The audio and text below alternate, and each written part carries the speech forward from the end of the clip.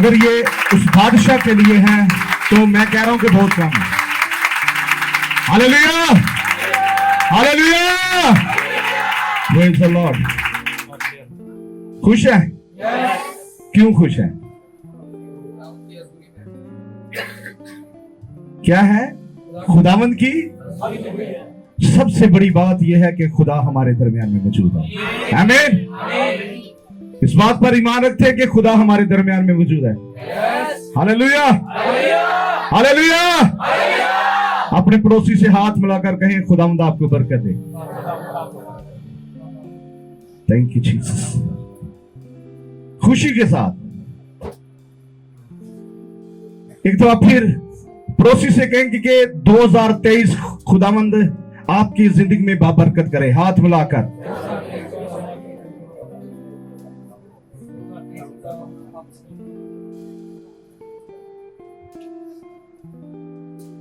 Thank you Jesus. आज बहुत खूबसूरत प्रस्तुति हुई, खुदा के नाम को जलाल मिला। मैं दुआ गो हूं क्वायर के लिए कि खुदावंद अपना हाथ बढ़ाकर इन्हें बरकत दे और अपने जलाल के लिए हमेशा इस्तेमाल करता रहे। आमीन। किसी ने बड़ी खूबसूरत बात कही है, अर्श पर जब गया मैं तो कहा मुझसे फरिश्तों ने, अर्श पर गया जब मैं तो कहा मुझसे फरिश्तों ने, मसीह को जिसने देखा वो समझे खुदा देखा। जमाले खुदा अगर नहीं तुमने देखा, जमाले खुदा अगर नहीं तुमने देखा तो बेटे को देखो वही हूबहू है। हालेलुया। अगर आपने खुदा नहीं देखा तो बेटे को देखें। आमीन।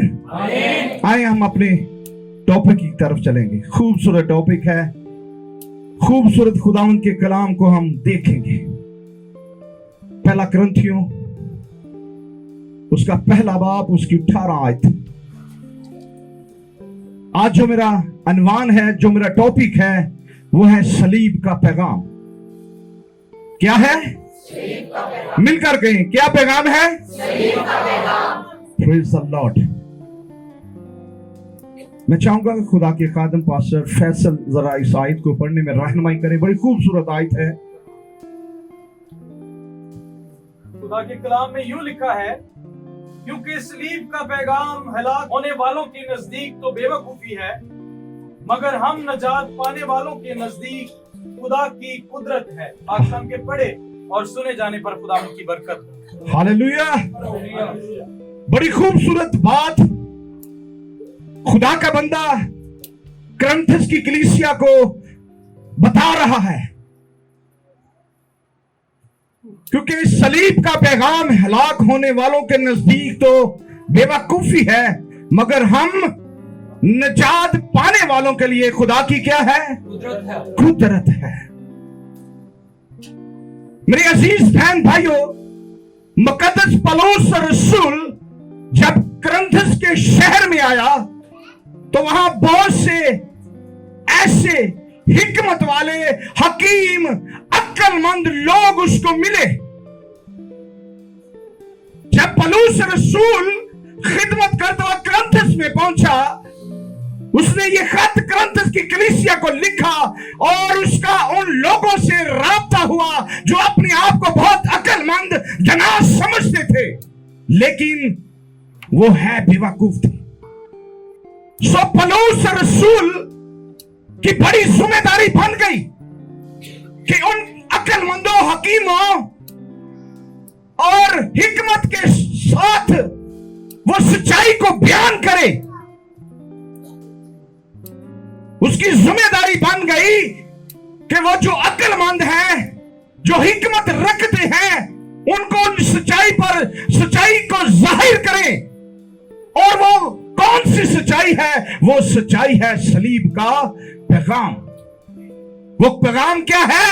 सलीब का पैगाम।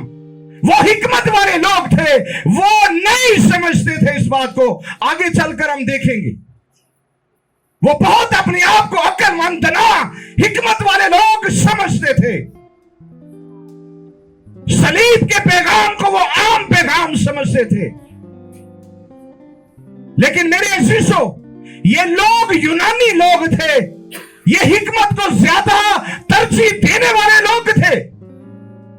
क्या करने वाले लोग थे? हिकमत को ज्यादा तरजीह देने वाले लोग थे। और उनके नजदीक सलीब और मसीह मसलूब इतनी बेवकूफी की बात थी कि ये कैसे हो सकता है। वो समझते थे कैसे हो सकता है कि एक बंदा मसलूब हो और सबके गुनाह माफ हो जाए। क्या हो? एक बंदा मसलूब हो और सबके गुनाह माफ हो जाए। एक के लिए एक मर सकता है, सबके लिए एक नहीं मर सकता। ये उनकी हिकमत थी। वो क्या समझते थे? एक के लिए एक मर सकता है, सबके लिए एक नहीं मर सकता।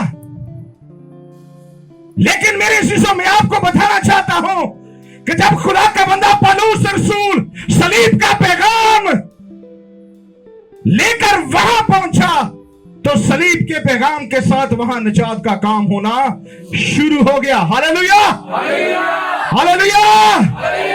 निजात का काम होना शुरू हो गया। हम एक प्रैक्टिकल तरीके से इस बात को सीखेंगे। एल्डर साहब आ जाएंगे। प्रैक्टिकल तरीके से इस बात को सीखेंगे। वो समझते थे कैसे एक आदमी के मरने से कैसे सारे माफ हो गए। आज हम सीखेंगे। मैं चाहूंगा कि बाइबल मुझे देना, ये सिखाने के लिए है। ये डायरी दे मुझे, एक को साथ में रखिए, एक को साथ में रखिए, इसको नीचे कर। समझे कि तराजू के ये दो क्या हैं? पलड़े हैं। तराजू के क्या हैं? ये दो पलड़े हैं। इसकी सफात देखनी है हमने, और इस पर और वजन लाएंगे और इस पलड़े पर वजन डालेंगे तो ये बराबर होगा?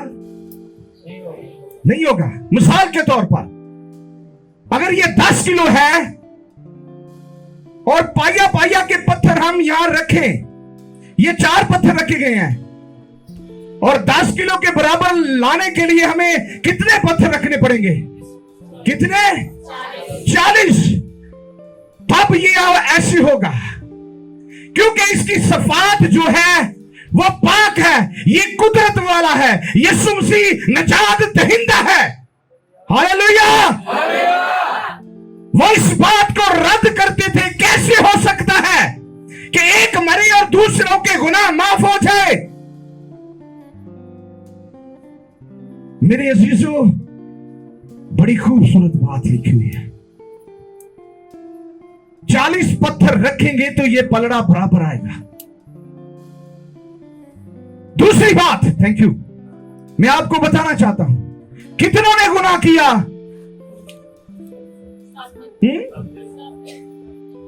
कितनों ने गुनाह किया था तो सारी दुनिया गुनहगार हो गई? एक आदम ने, एक आदम की वजह से सारी दुनिया क्या हो गई? गुनहगार हो गई। और एक ही, और सब ही गुनाह की जद में आ गई। सारी दुनिया गुनाह की क्या हो गई? जद में आ गई। और सारे ही खुदा के जलाल से क्या हुआ? महरूम हो गए। क्यों नहीं हो सकता कि एक ही वजह से सारे गुनहगारों का कफारा हो जाए? हो सकता कि नहीं हो सकता? अगर एक के गुनाह करने से सारी दुनिया गुनाह के ज़द में आ जा सकती है, तो मेरे और आपके खुदा के फिदिया देने से सारी दुनिया बख्शी जा सकती है। हालेलुया। सारी दुनिया क्या हो सकती है? बख्शी जा सकती है, उनके गुनाह माफ हो सकती है। और आज हमें गौर करने की जरूरत है। जब हम कुलसियों की किताब देखते हैं, उसका 2 बाब उसकी 14 से 15 आयत, बड़ी खूबसूरत वहां बात लिखी हुई है। ये सलीब का पैगाम है जिसके बारे लोग इस बात को होला लेते हैं कम लेते हैं, कोई बात नहीं, लेकिन हम निजात पाने वालों के नजदीक खुदा की क्या है? कुदरत है। हालेलुया। कुर्सियों जरा पढ़ेंगे, बड़ी खूबसूरत बात लिखी है वहां।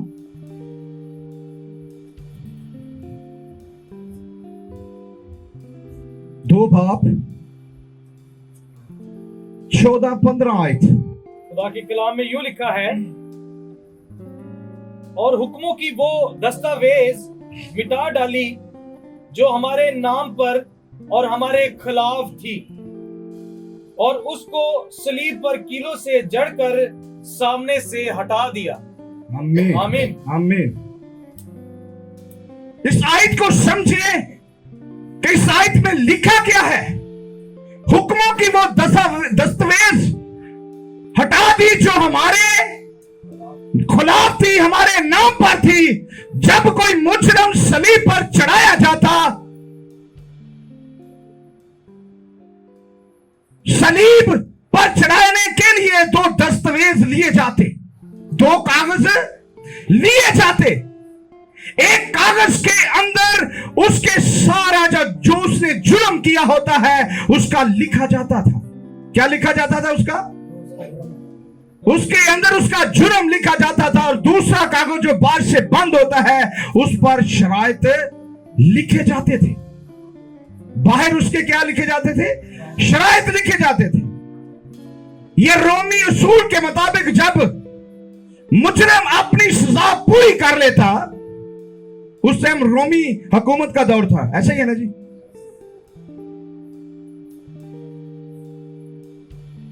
मुजरिम क्या कर देता? अपनी सजा पूरी कर लेता तो उसके खिलाफ जो दस्तावेज होते उनको एक मोटी सलीब पर किलों से जड़कर सुराख कर दिए जाते। क्या कर देते? सुराख। हम सुराख करने की बात पर गौर करेंगे। क्या कर दिए जाते?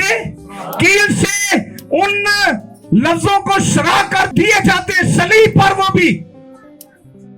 और मेरे अजीजों, क्यों सलीब पर उन पर सुराख किए जाते, इसको गौर करेंगे, ताकि कोई उनको पढ़ ना सके जो उसने जुर्म किया है। वो ऐसे करते, ऐसे कागज लेते जो जुर्म उसके लिखे होते, कील के साथ, थोड़ी के साथ उसमें सुराख कर दिए जाते कि कोई भी उसके जुर्म को पढ़ ना सके। और फिर रेड इंक के साथ जो बाहर का हिस्सा होता है वहां लिख दिया जाता है कि तमाम हुआ। और मेरे और आपके आका ने छोटे कलमे में भी कहा कि तमाम हुआ। हालेलुया। उसने कहा कि तमाम हुआ, जो काम उसको दिया गया था। आज हमें अपनी जिंदगी पर गौर करने की जरूरत है।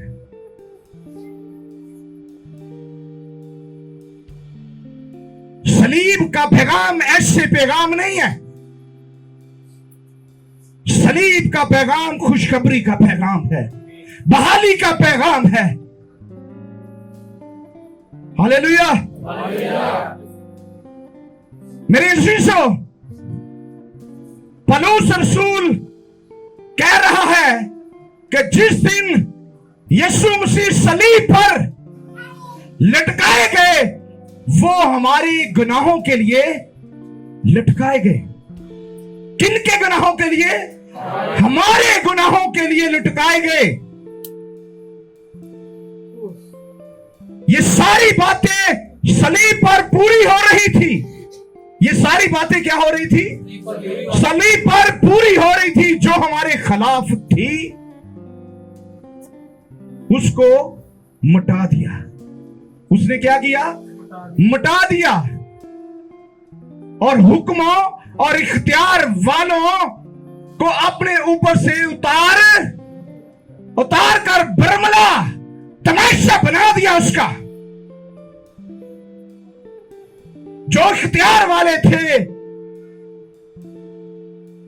जो हुकूमत वाले थे उनका क्या किया? भरमला तमाशा बना दिया। मैं आपको बताना चाहता हूं, उसमें हुकूमत भी शामिल थी, उसमें मजहबी लोग भी शामिल थे यीशु मसीह को सलीब देने के लिए। क्यों पादरी साहब? हुकूमत वाले लोग भी थे और मजहबी लोग भी शामिल थे उसमें, लेकिन यीशु ने सलीब पर चढ़कर उनका मरबला तमाशा बना दिया। सलीब का पैगाम हमारे लिए बड़ा अहम है, बहुत जरूरी है। और पौलुस रसूल इस बात को बड़ी खूबसूरती से बयान करता है। जब उनका तमाशा बना दिया तो सलीब के सबब से उन पर फतेहमंदी का शादियाना बजाया। शादियाना बजाया जाता है किसके साथ? नरसिंगे के साथ। किसके साथ बजाया जाता है? नरसिंगे के साथ। यीशु के पास कौन सा नरसिंगा था? आप बता सकते हैं? यीशु खुद ही निजात का सिंह है। हालेलुया! यीशु क्या है? निजात का सिंह है। यीशु खुद ही निजात का सिंह है मेरे अजीजों। जब उनका तमाशा बना दिया तो फतेहमंदी का शादियाना बजाया। जब हम पहला करंथियों 2 बाब उसकी 2 आयत में देखते हैं तो वहां बड़ी खूबसूरत बात लिखी हुई है। पौलुस बयान करता है इस बात को। तो मैंने इरादा कर लिया। क्या कहता है? मैंने इरादा कर लिया कि यीशु की शख्सियत और मसीह मसलूब और जो यीशु का काम उसने, मैंने उसको जान लिया। की कहता है? पाल ने बड़ी खूबसूरत बात लिखी कि मैंने इरादा कर लिया है इस बात का कि यीशु की जो शख्सियत है, मसीह मसलूब का वो जो काम है, मसलूबियत का, निजात का, मैंने जान गया हूं। उसको क्या कर गया हूं? जान गया हूं। मैं आपको बताना चाहता हूं, अगर आज हम लोग इस फतेहमंदी को जान गए हैं तो हम बरकत पाएंगे। हालेलुया! हम बरकत पाएंगे, क्योंकि यीशु मसीह को जानना और यीशु मसीह के काम जो है मसलूबियत के, उसको जानने में आपकी क्या है? फतह है। यीशु मसीह को जानना, उसके काम को, उसकी मसलूबियत को जानने में आपकी क्या है? फतह है। इसमें हमारी फतह है। और मैं आपको बताना चाहता हूं, इब्लीस नहीं चाहता कि आप इस भेद को जाने, इस भेद को समझें। वो भेद क्या है? सलीब का पैगाम हलाक होने वालों के नजदीक तो बेवकूफी है, लेकिन हम निजात पाने वालों के लिए खुदा की क्या है? कुदरत है। वो ये भेद है। इस भेद को समझने की जरूरत है। बात का लोग समझते हैं मैं अक्लमंद, मैं दिना हूं। वहां वो रद्द किए गए, शर्मिंदा किए गए जो समझते थे अपने आप को कि मैं अक्लमंद हूं, मैं क्या हूं? समझदार हूं, मैं दिना हूं। वो शर्मिंदा हुए। और आज हम अपने आप से बात करेंगे कि मैं क्या था और तूने क्या बना दिया। हालेलुया! मैं क्या था और तूने मुझे क्या बना दिया। जो मेरे लिए तकलीफें थी, मुसीबतें थी, उसने सलीब पर लेकर हमें निजात बख्शी। हम उसके लिए जोरदार ताली लगाएंगे। हालेलुया! क्योंकि वो निजात का सिंह है। वो मेरा और आपका बादशाह है। वो आपसे और मुझसे प्यार करता है। हालेलुया! खुदावंद इस कलाम की वसीला से आपको बरकत दे।